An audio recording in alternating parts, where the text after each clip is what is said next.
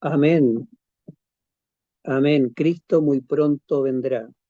Hoy sábado 8 de marzo del 2025 está la prédica del hermano Víctor Manuel Henao con el tema Las buenas nuevas en el tiempo de angustia. Hermano Víctor Manuel, que el Señor lo bendiga, queremos escuchar la voz de Dios. Bendiciones.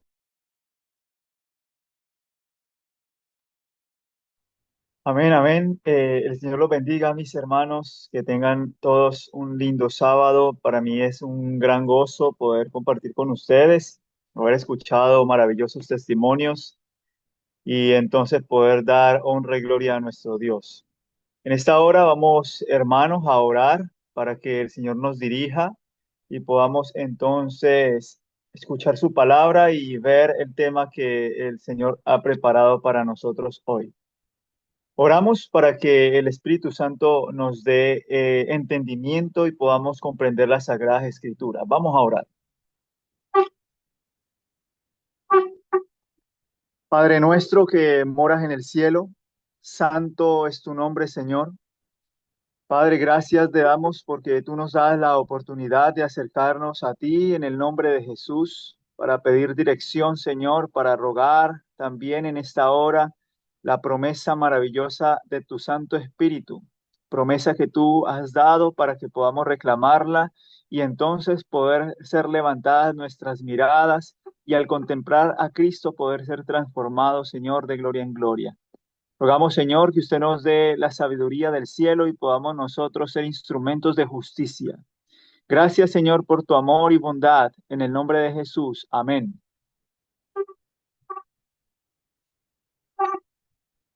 Bueno, mis hermanos, un feliz sábado para todos. Espero que el Señor les esté acompañando.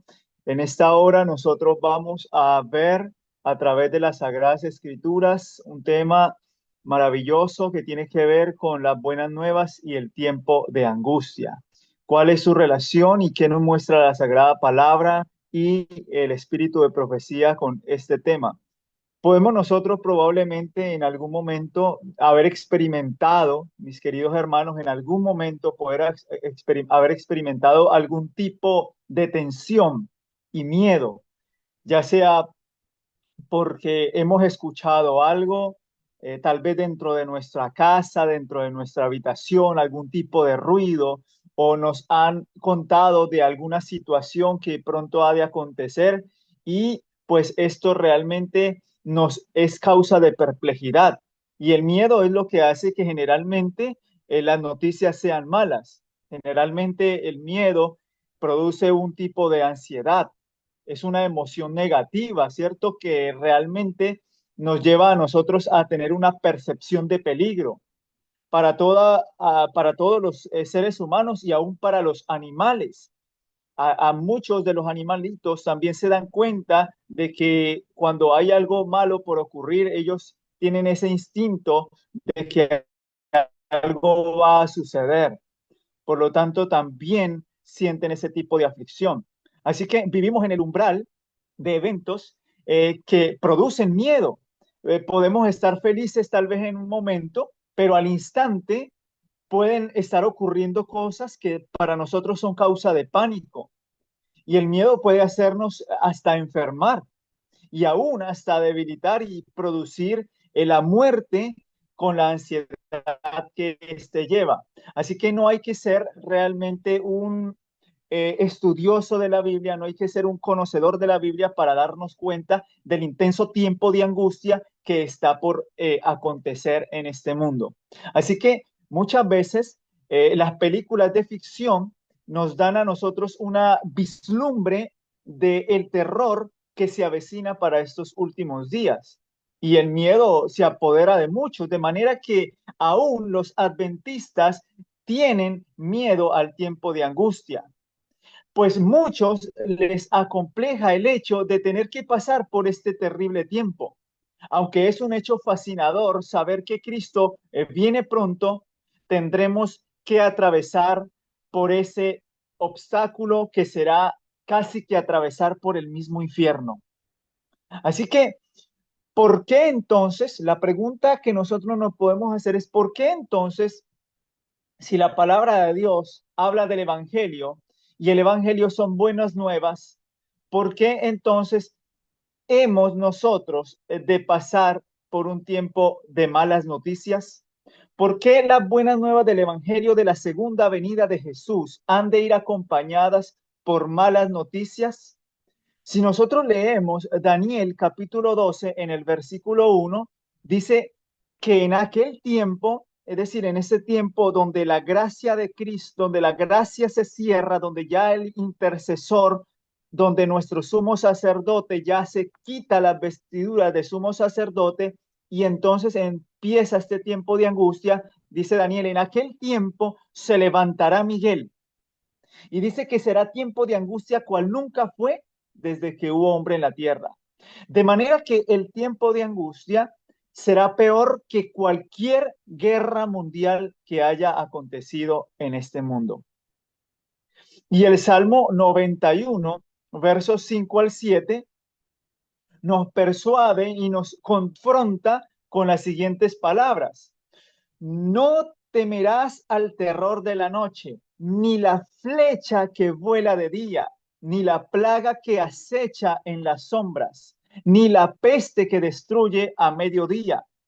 Pondrá a caer a tu lado 1,000 y 10,000 a tu derecha, pero a ti no afectará. De manera que eso nos muestra a nosotros la situación que estará ocurriendo. Y a Jesús, pues, le parece también no alentarnos mucho con lo descrito en Mateo 24, del 9 al 10, donde el Señor nos dice que nos entregarán para ser afligidos y os matarán, y dice que serán aborrecidos por causa de su nombre.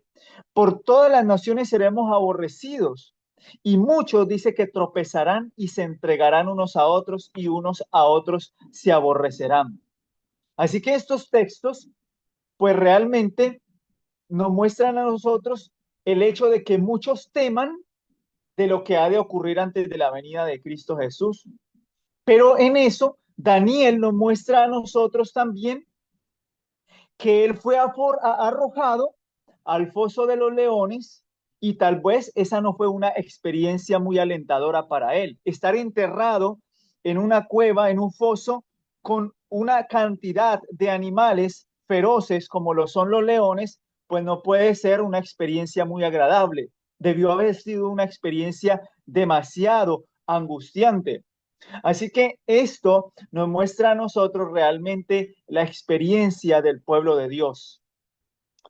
En la historia de esta tierra hubo una mujer llamada Delia Owens, quien a principios de 1974, ella junto con su esposo Mark Owens se dirigieron por tierra hacia el Kalahari, donde ellos se dedicaban a estudiar los animales como los leones, como las hienas, estos animales de la selva, a ver cómo ellos vivían en conjunto y cómo entonces vivían su vida salvaje. De manera que Delia y Mark Owens montaron un campamento básico en una zona tan remota que eran las únicas dos personas, a excepción de unas cuantas que andaban como los bosquímanos errantes, y en una zona muy pequeña del tamaño de Irlanda. Así que muy pronto la primera manada de leones se acercó al campamento de Delia Owens de Delia y Mark Owens y se acostó junto detrás de los árboles. Delia cuenta que ella había sido mordisqueada por una leona en sus pies al lado de la carpa mientras ella dormía, mientras ella estaba sola en el desierto. Y los leones daban zarpazos continuamente a la lona y de seguro muchos de nosotros temeríamos pasar por tal experiencia. Así como puede que temamos también en pasar a el tiempo de angustia que pronto ha de acontecer. Así que la pregunta es, ¿qué hizo que esta mujer soportara una prueba así en el desierto? ¿Qué hizo que Delia Owens quisiera experimentar este tipo de pánico simplemente con el deseo de investigar La respuesta es que amaba a su marido Mark Owens y él estaba con ella mientras dormía. Y aún así, si él no estaba con ella, mientras ella estaba sola en el campamento, ella estaría tranquila, pues estaba casada con el marido correcto y eso hizo que la experiencia fuera diferente. La pregunta entonces que podemos nosotros hacernos es, ¿estamos nosotros tan unidos a Jesús como cual mujer está unida a su esposo en lo que vimos de la historia de Delia? Si esta experiencia, mis queridos hermanos, es nuestra, todos nuestros miedos desaparecerán y el tiempo de angustia al que tanto se teme será más bien como una luna de miel en la que Cristo y su prometida deciden conocerse de manera más íntima que antes. Muchos realmente han estado preocupados de lo que se avecina sobre la tierra y muchos oran para ir al descanso justo antes de que llegue ese tiempo. Así fue como, no, es como si nosotros pensáramos en que Delia Owens hubiese orado para no ir al campamento o al desierto, para no caer en ese tipo de pánico. ¿Será esa nuestra actitud? ¿Estaremos deseando ir al descanso antes que llegue ese tiempo? O más aún, ¿estaremos tan contentos con nuestra cómoda vida que tenemos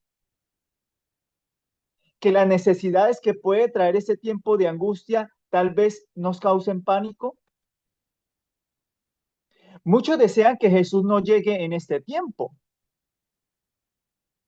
Muchos piensan más bien en que Jesús se demore un poco más para llegar, pues eso acabaría con nuestros planes terrenales, o bien el miedo los deprimiría y con poca fe dirían la oración que Juan dice en Apocalipsis, ven Señor Jesús.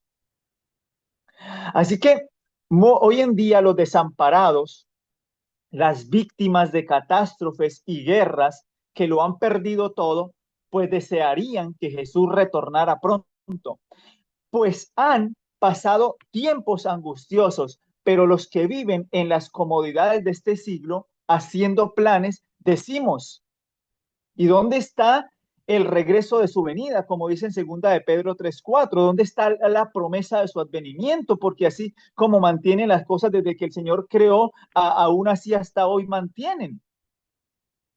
¿Dónde está esa promesa del advenimiento? Dice ahí en segunda de Pedro 3:4. Y exclamamos, estamos bien aquí, no queremos oír de eventos finales. Además tenemos hijos y no queremos que pasen por ese tiempo de angustia. Vamos a leer lo que dice Joel y notemos cómo describe Joel capítulo 1 versos 12 y 14 las siguientes palabras. Joel capítulo 1 versos 12 al 14. Notemos lo que dice la palabra de Dios. Joel capítulo 1 versos, vamos a leer del verso 12 y el 14. Dice, la vida está seca y pareció la higuera, el granado también, la palmera y el manzano, todos los árboles del campo se secaron, por lo cual se extinguió el gozo de los hijos de los hombres. Ceñíos y lamentad, sacerdotes, gemid ministros del altar, venid, dormid en silicio, ministros de mi Dios, porque quitada es la casa de vuestro Dios, la ofrenda y la libación. Proclamad ayuno y convocad a la asamblea, congregad a los ancianos y a todos los moradores de la tierra de la casa de Jehová vuestro Dios y clamad a Jehová. Y el 15 dice, ay del día, porque cercano está el día de Jehová y vendrá como destrucción por el Todopoderoso. Así que así nos describe Joel capítulo 1, versículos 12 al 15, esta escena, que vendrá el día de vuestro Dios. Y dice, ay del día, porque cercano está el día de Jehová y vendrá como destrucción por el Todopoderoso. Pero notemos lo que dice Joel capítulo 2, versos 1, 2 y 3. Joel capítulo 2, versos 1, 2 y 3. Tocad trompeta en Sión y dad alarma en mi santo monte. Tiemblen todos los moradores de la tierra porque viene el día de Jehová. porque está cercano. Día de tinieblas y de oscuridad, día de nube y de sombra. Como sobre los montes se extiende el alba, así vendrá un pueblo grande y fuerte, semejante a él no lo hubo jamás, ni después de él lo habrá en años de muchas generaciones. Delante de él consumirá fuego, tras de él abrazará llama. Como el huerto del Edén será la tierra delante de él, y detrás de él como desierto asolado, ni tampoco habrá quien de él escape. Así que en Joel capítulo 2, del 10 al 11, también se nos describe lo siguiente. Joel capítulo 10, 2, versículo 10 al 11, perdón. Delante de él temblará la tierra, se estremecerán los cielos, el sol y la luna se oscurecerán, y las estrellas traerán su resplandor. Y Jehová dará su orden delante de su ejército, porque muy grande es su campamento. Fuerte es el que ejecuta su orden, porque grande es el día de Jehová y muy terrible. Y se hace la pregunta a Joel, ¿quién podrá soportarlo? Joel capítulo 2, versos 10 y al 11. Así que, mis hermanos, la escena no es muy alentadora. Las palabras de Joel nos muestran a nosotros que el día de Jehová es grande y terrible. Vamos a ver una cita inspirada de Ellen White donde ella comentó lo siguiente y vamos a notar qué nos dice el espíritu de profecía con respecto a estas palabras. Si nosotros nos damos cuenta, el tiempo de angustia es un tiempo por medio del cual el pueblo de Dios tendrá que pasar. Pero miren lo que dice esta cita. En el conflicto de los siglos, en la página 679 a la página 680, se nos dice lo siguiente. Atentos con esta cita. El tiempo de angustia, cual nunca fue después que hubo gente, se iniciará pronto. Y para entonces necesitaremos una experiencia que hoy por hoy no poseemos y que muchos no pueden lograr debido a su indolencia. En otras palabras, a la transigencia con el pecado. Sucede muchas veces que los peligros que se esperan no resultan tan grandes como uno se los ha imaginado, pero este no es el caso respecto a la crisis que nos espera. La imaginación más fecunda no alcanza a darse cuenta de la magnitud de tan dolorosa prueba en aquel tiempo de tribulación. Cada alma deberá sostenerse por sí sola ante Dios. Conflicto de los siglos. Así que a medida que el mundo retrocede creyendo que está avanzando en ciencia, va a ser necesaria la intervención de Jesús. Una escena final y amenazante será el acto final del drama. Los que están en rebelión contra Dios emitirán un satánico decreto, según Apocalipsis 13, 15 al 17. Si bien la cita del conflicto nos dice que muchas veces pensamos que los peligros que se esperan no resultan tan grandes, pues el tiempo de angustia realmente será uno de una magnitud tan dolorosa que ninguna pluma podrá describir. Así que los que están en rebelión contra Dios emitirán un satánico decreto, según Apocalipsis 13, 15 al 17. Leemos. Apocalipsis 13, 15 al 17 dice lo siguiente. Y se le permitió infundir aliento a la imagen de la bestia para que la imagen hablase e hiciese matar a todo el que no la adorase. Y hacía que todos, pequeños, grandes, ricos, pobres, libres y esclavos, se les pusiese una marca en la mano derecha o en la frente. De manera que aquí se nos muestra que solo aquellos que reciban esta marca, pues realmente tendrán los beneficios de la bestia. Pero aquellos que realmente no adoren a la bestia, se harán que realmente estos decretos que se muestren como leyes, pues han de ser para que las personas que adoren a Dios mueran. Y solo unos pocos se irán de frente a la destrucción.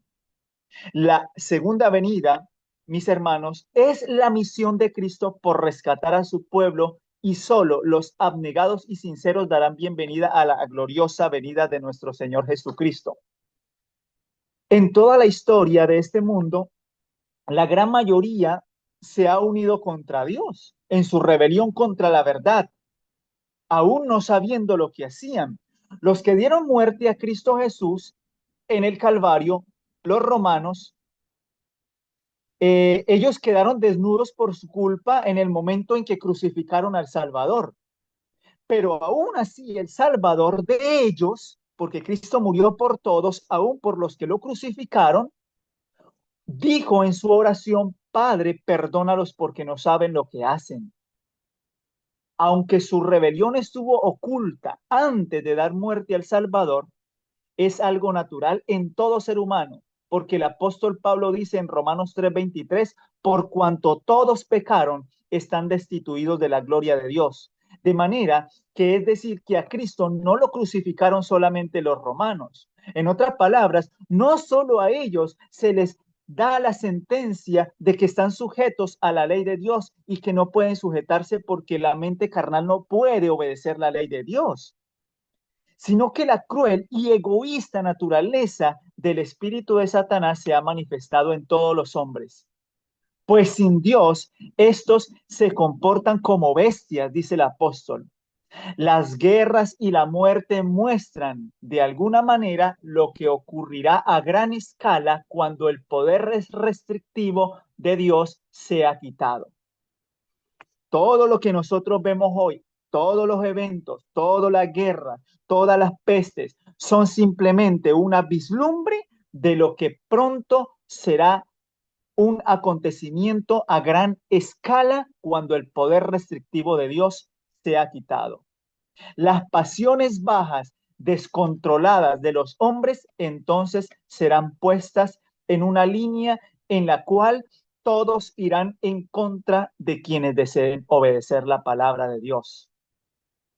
Y Jesús predijo en Lucas 21, 25 al 26, que es el texto bíblico que nosotros teníamos para leer en el día de hoy. Jesús predijo en Lucas 25, 21, 25 al 26, dice: entonces habrá señales en el sol y en la luna y en las estrellas, y en la tierra angustia de gentes, confundidas a causa del bramido del mar y de las olas, desfalleciendo los hombres por el temor y la expectación de las cosas que sobrevendrán en la tierra, porque las potencias de los cielos serán conmovidas. Lucas 21, 25 al 26. Y aparte de eso, Mateo, en el Evangelio de Mateo, él añade a estas palabras que por haberse multiplicado la maldad, el amor de muchos se enfriará. Así que a nosotros se nos presenta un escenario poco alentador. Pero en Daniel nosotros vemos unas buenas nuevas añadidas a este evento. Daniel capítulo 12, versículo 1 dice: pero que en aquel tiempo se levantará ¿quién? Se levantará Miguel. Y Miguel es aquel que está de parte de los hijos de su pueblo, de parte de los hijos de Dios. Miguel es aquel que es como Dios. Y esto quiere decir, mis hermanos, que es un énfasis al que Él es poderoso y que da un paso adelante en la batalla final para defender a su pueblo. Él es el rey que ha asumido el control completo. Jesús no estará dormido, se levantará para unirse a su pueblo como el esposo se une a su esposa. El clímax de esta relación nos lo muestra Apocalipsis capítulo 19, versículo 7. Vamos a leer qué dice Apocalipsis capítulo 19 y el versículo número 7. Noten: gocémonos y alegrémonos y démosle gloria, porque han llegado las bodas del Cordero y su esposa se ha preparado. Así que este tiempo es un tiempo de intimidad digna de un matrimonio donde no hay un amor, donde hay un amor genuino, más bien, y donde la prometida no puede sino respetar a su marido y confiar plenamente en él. La experiencia del pueblo de Dios con Jesús es una experiencia que se ha desarrollado toda su vida juntos. Tienen celo de estar solo con Él y compartir sus penas y dolores. Dios solo permitirá el tiempo de angustia hasta que su pueblo esté unido como su prometida, hasta que se casen en una unión que lo lleva a estar realmente a la medida y a la estatura de la plenitud de como una prometida madura para poder estar con su marido en la boda. En una boda los prometidos estarán por siempre juntos y el tiempo de angustia será más bien como una luna de miel para Cristo y su iglesia. Se conocerán íntimamente y el dolor no será de ellos solamente, sino de Cristo, pues Cristo habitará en ellos por la fe. Bendito es el nombre del Señor. Cristo, mis hermanos, no provoca el tiempo de angustia. Esto es de Satanás que quiere de su pueblo. Cristo saldrá en defensa de su pueblo como Miguel, el Hijo de Dios, que a su vez también Él es el Hijo del Hombre, que no se avergüenza de llamarnos hermanos. Cristo participó de la carne y de la sangre, es humano completamente y nos entiende. De manera que Cristo llevó la humanidad al más alto cielo. Cristo es la cabeza de toda la humanidad. Y Cristo es realmente quien estará en defensa de su pueblo, quien demostrará vencer a toda la hueste del mal, y entonces se verá lo que está descrito en Apocalipsis 19, 11 al 16. Leemos. Apocalipsis capítulo 19, versículos 11 al 16. Entonces vi el cielo abierto, y he aquí un caballo blanco, y el que lo montaba, ¿cómo se llama? Dice la palabra de Dios, se llama fiel y verdadero, y con justicia juzga y pelea. Sus ojos eran como llama de fuego, y había en su cabeza muchas diademas, y tenía un nombre escrito que ninguno conocía sino él mismo. Y los ejércitos celestiales, perdón, estaba vestido de una ropa teñida en sangre y su nombre es el Verbo de Dios. Y los ejércitos celestiales, vestidos de lino finísimo, blanco y limpio, le seguían en caballos blancos. De su boca sale una espada aguda para destruir con ella a las naciones, y él la regirá con vara de hierro, y él pisa el lagar del vino del furor y del Dios y de la ira del Dios Todopoderoso. Y el verso 16 dice, y en su vestidura y en su muslo tiene escrito este nombre, Rey de Reyes y Señor de Señores. Apocalipsis 19, 11 al 16. Así que es como imaginar a una mujer al ver a un hombre al cual lo admira como su héroe. Así nosotros veremos realmente al Señor, al Verbo de Dios, a quien pelea con justicia y que realmente vence. Cristo está dispuesto a amarnos y a ganarnos como su prometida. Es como si esposo peleara por su esposa. Exclamaremos como está escrito en Cantares, apresúrate, amado mío. Cantares 8:14.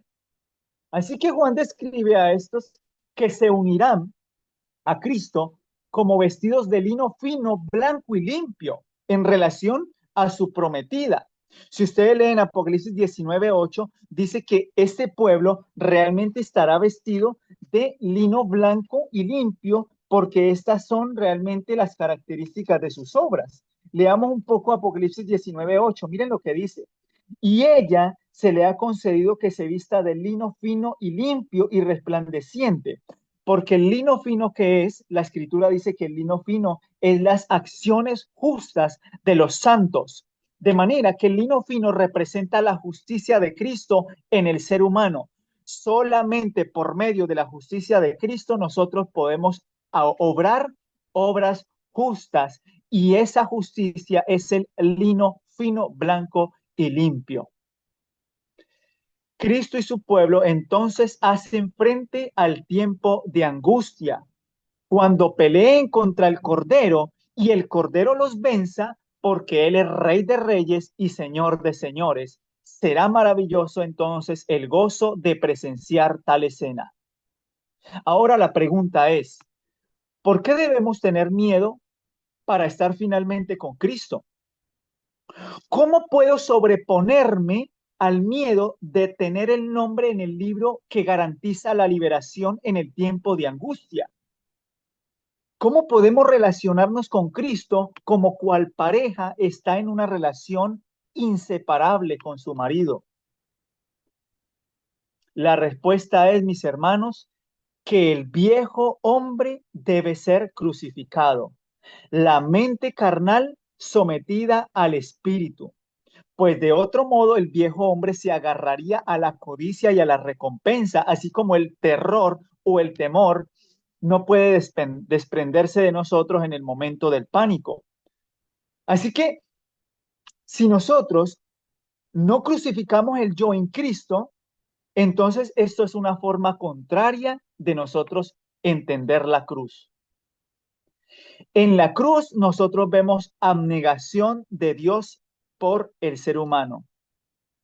Estaba en el primer pecado del hombre el deseo de ser igual a Dios. Nuestros primeros padres tenían en su pecado implícito el tener un deseo de ser igual a Dios y de tener inmortalidad. Y los primeros padres no conocieron el miedo hasta que codiciaron tales deseos, y ese mismo miedo estará en el pecado del pueblo en los últimos días.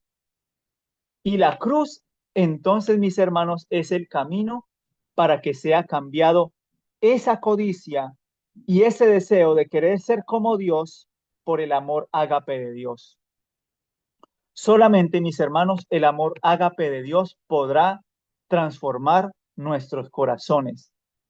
Si ustedes notan, en Primera de Juan capítulo 4 al 18 dice lo siguiente. Primera de Juan capítulo 4 y el versículo 18 dice así. Noten lo que dice este texto bíblico.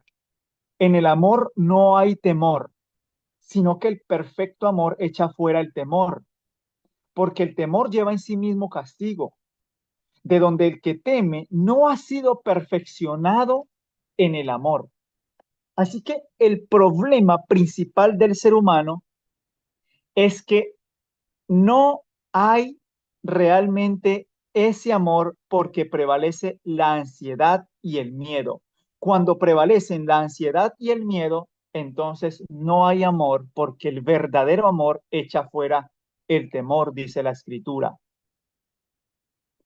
Pero cuando Cristo, el sol de justicia, nace en el corazón, trae amor genuino y la seguridad que solo Él provee en la verdadera salvación.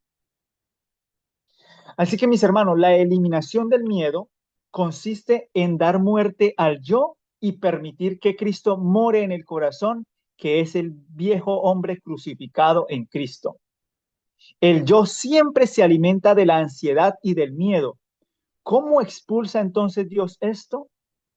Pues de la misma manera en que Cristo, en carne de pecado, rindió su voluntad y esa voluntad está descrita en Hebreos 10:10. Vamos a leer Hebreos capítulo 10, versículo 10. Noten lo que dice la escritura. Hebreos capítulo 10, versículo 10. Dice así la palabra de Dios. En esa voluntad somos santificados mediante la ofrenda del cuerpo de Jesucristo hecha una vez y para siempre. Y noten lo que dice Hebreos 10, 19 al 20. Así que, hermanos, teniendo libertad para entrar en el lugar santísimo por la sangre de Jesucristo, por el camino nuevo y vivo que Él nos abrió a través del velo, esto es su carne, es decir, su humanidad, y teniendo un gran sumo sacerdote, acerquémonos con corazón sincero.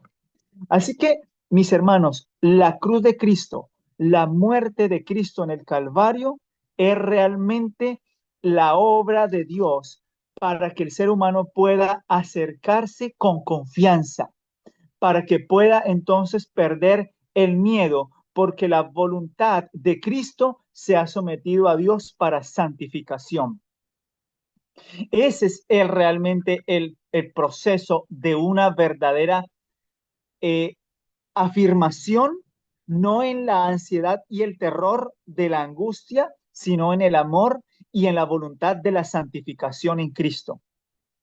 Cristo rindió su voluntad en amor a su Padre, mis hermanos, y la obediencia. Y cuando Cristo rindió esa obediencia, Él la rindió para que también nosotros nos rindamos en obediencia. Ese mismo amor es consumado en nosotros. El miedo elimina por medio de Cristo la ansiedad que la llama la Biblia el temor a la muerte. La Biblia llama que la ansiedad es el temor a la muerte y esta se produce por la servidumbre y Cristo nos libró del mal, de ese mal en la cruz, porque Cristo dice que él libró a todos los que por el temor de la muerte estaban sujetos a servidumbre y esto produce servidumbre y Cristo nos libró de ese mal. La Biblia llama realmente a la muerte un sueño. Quienes mueren más bien están durmiendo. Entonces, nuestro temor verdadero deriva más bien del terror, de la soledad y de las grandes tinieblas que serán aquellas que envolverán la tierra y de vernos separados de la luz de la vida que es Dios. Ese será el verdadero temor. Solo contemplando a Cristo en la cruz y las dimensiones de su sacrificio hecho por nosotros, podemos lidiar con la ansiedad y el miedo. Él y el regalo más grande y recibirlo es solo la capacidad de responder agradecida y alegremente a la vida de Cristo. Él nos la da.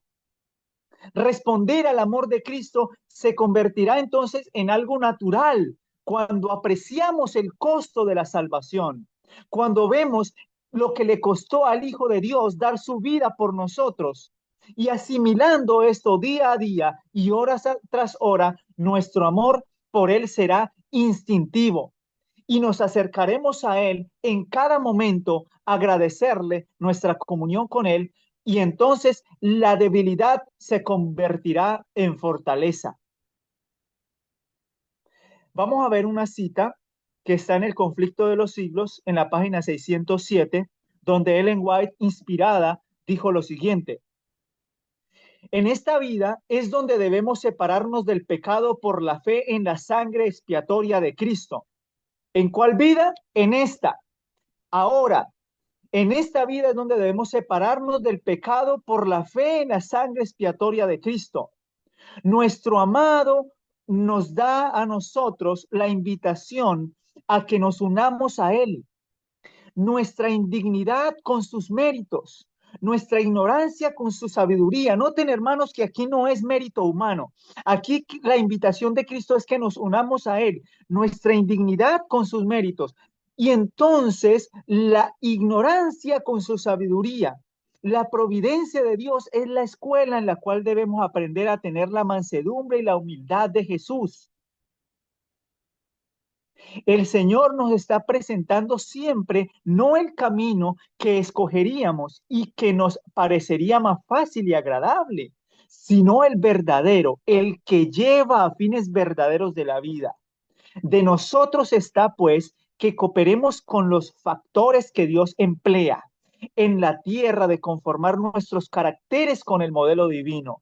Nadie puede descuidar o aplazar esta obra sin que grave peligro para su alma. En otras palabras, mis hermanos, quien descuide la obra de unir su voluntad con la fortaleza del Señor para que deje de ser una flaqueza, cuando unimos nuestra ignorancia a la sabiduría, nuestra indignidad a los méritos de Cristo, entonces podremos presenciar el verdadero carácter y entonces podemos conformarnos al modelo divino. Pero nadie quien no ceda al amor de Cristo puede entonces descuidar o aplazar esta obra sin grave peligro para su alma. De modo que la simple y sincera respuesta del humilde es que todo lo que Dios ha dado nosotros hemos de recibirlo. Cristo se dio a sí mismo por nosotros en la cruz y no podemos captar que hay en ello un verdadero sacrificio a menos que nosotros comprendamos el costo de la salvación. Así que mis hermanos, cuando vemos lo que ocurrió en la cruz del Calvario, cuando vemos que Cristo logró por medio de la muerte, es decir, de la segunda muerte, sobreabundó la gracia. Y la gracia de Cristo es más poderosa que el poder del pecado.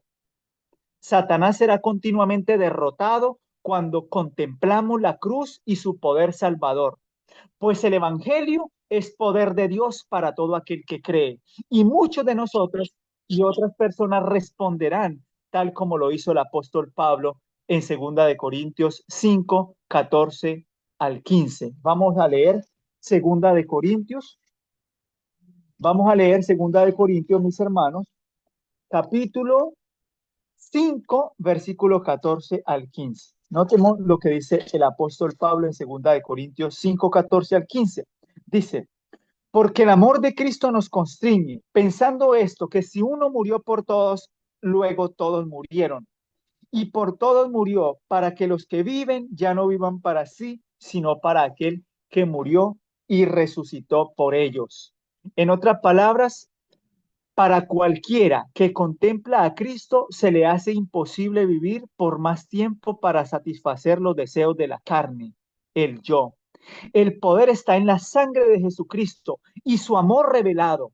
El mensaje de la cruz es poder de Dios. ¿Para qué? Para cambiar lo que es imposible cambiar, la mente humana centrada en sí mismo. Los viejos patrones de pensamiento son eliminados y la mente de Cristo puede regir la nuestra. Seguir a Cristo será verdaderamente fácil porque el Señor dijo: mi yugo es fácil y ligera es mi carga. Voy a leer otra cita que está en el Conflicto de los Siglos, en la página 616, en el capítulo El tiempo de angustia, donde se nos dice lo siguiente: nuestro amado Salvador nos enviará ayuda en el momento mismo en que la necesitemos. El camino del cielo quedó consagrado por sus pisadas. Cada espina hiere nuestros pies que lo hirieron a él. Él cargó antes que nosotros la cruz que cada uno de nosotros ha de cargar. El Señor permite los conflictos a fin de preparar al alma para la paz. El tiempo de angustia es una prueba terrible para el pueblo de Dios, pero es el momento en que todo verdadero creyente debe mirar hacia arriba a fin de que por la fe pueda ver el arco de la promesa que le envuelve. Bendito es el Señor, mis hermanos, que nos da esa promesa gloriosa. Si en el tiempo de angustia nosotros hemos de mirar algo, hemos de mirar hacia arriba por la fe. En el tiempo de angustia el pueblo de Dios no morirá, no habrá necesidad de mártires. Termino con esta cita. El ojo de Dios, al mirar a través de las edades, se fijó en la crisis a la cual tendrá que hacer frente el pueblo. Cuando los poderes de la tierra se unan contra él, como los desterrados cautivos, temerán morir de hambre o por la violencia. Pero el Dios Santo, que dividió las aguas del Mar Rojo durante los israelitas, él manifestó su poder liberándolos de su cautiverio. Ellos me serán un tesoro especial, dice Jehová de los ejércitos, en aquel día en que yo preparo y me compadeceré de ellos como un hombre se compadece a sí mismo de su hijo que le sirve. Si la sangre de los fieles siervos de Cristo fuese entonces derramada, no sería ya como la sangre de los mártires. Noten que esto es en el tiempo de angustia. Si en el tiempo de angustia, dice ella, la sangre de los fieles siervos de Cristo fue derramada, no sería ya como sangre de mártires, semilla destinada para dar una cosecha para Dios. Su fidelidad no sería ya un testimonio para convencer a otros de la verdad. Escuchen esta cita, mis hermanos. Pues los corazones endurecidos han rechazado los llamamientos de la misericordia hacia estos que ya no han dejado de oír. Si los justos cayesen, entonces presa de sus enemigos sería un triunfo para el príncipe de las tinieblas. En otras palabras, si en el tiempo de angustia hubiese necesidad de que el pueblo de Dios muriera, entonces eso sería un triunfo para Satanás. Pero en el tiempo de angustia nadie va a morir, porque en el tiempo de angustia, en el gran tiempo de angustia, la sangre ya no sirve para convertir a las personas incrédulas, porque ya no hay gracia. En el previo tiempo de angustia, en el pequeño tiempo de angustia, sí, porque en el pequeño tiempo de angustia nosotros seremos llevados ante concilios, ante magistrados, ante reyes, ante las cortes para dar testimonio.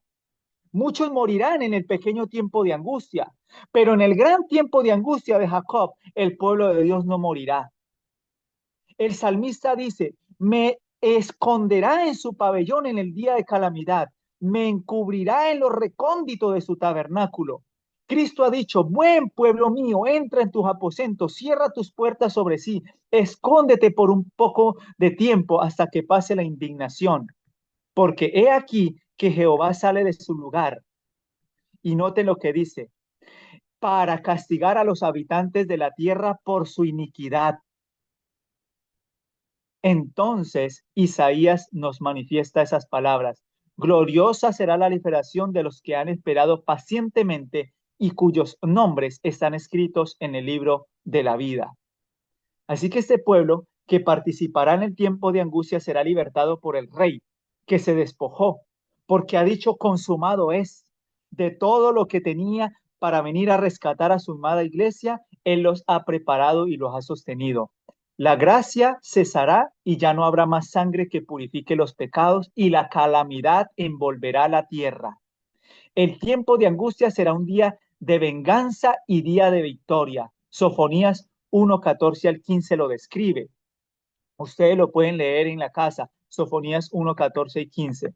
Así que para el pueblo de Dios será tiempo de angustia de Jacob y para el mundo será el fin de sus vidas.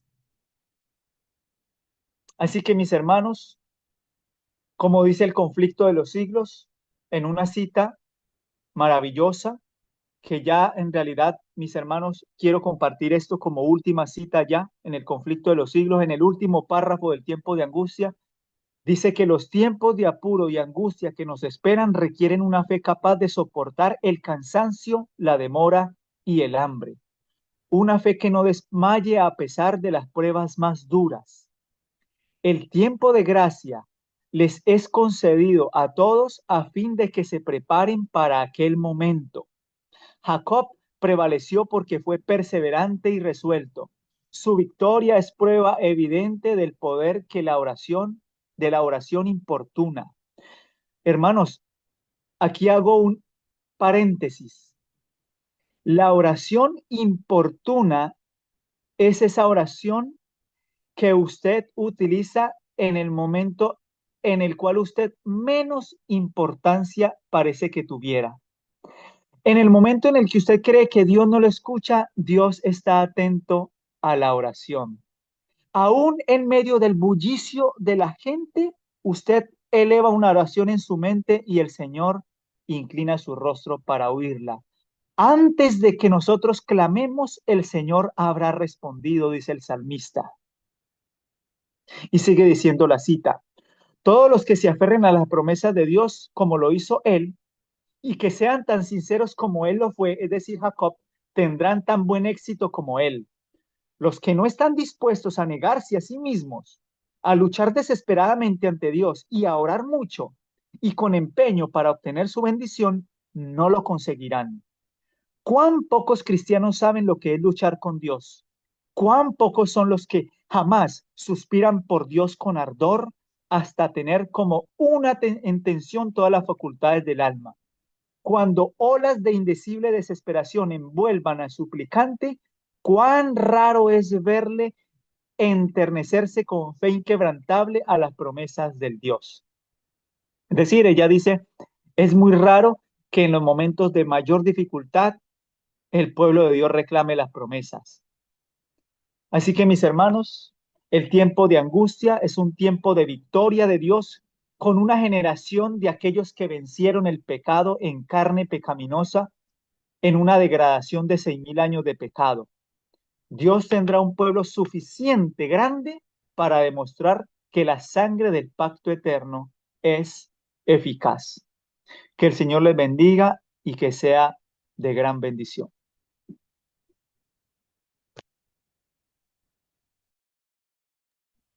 Amén. Muchas gracias, hermano Víctor Manuel. Muy claro el tema. Usted podría, nos vamos a poner de rodillas, terminar con la oración final. Después vamos a poner un himno y terminaríamos el culto divino. Por favor, si usted puede hacer la oración ahora. Por supuesto, mi hermano, vamos a orar. Padre nuestro que estás en los cielos, santo y alabado es tu nombre, Señor. Padre, te damos gracias porque podemos acercarnos delante de tu presencia en el nombre de Cristo para darte gracias por tu palabra, Señor, por mostrarnos el poder de la sangre de Cristo para sostenernos y por darnos el amor ágape que echa fuera el temor.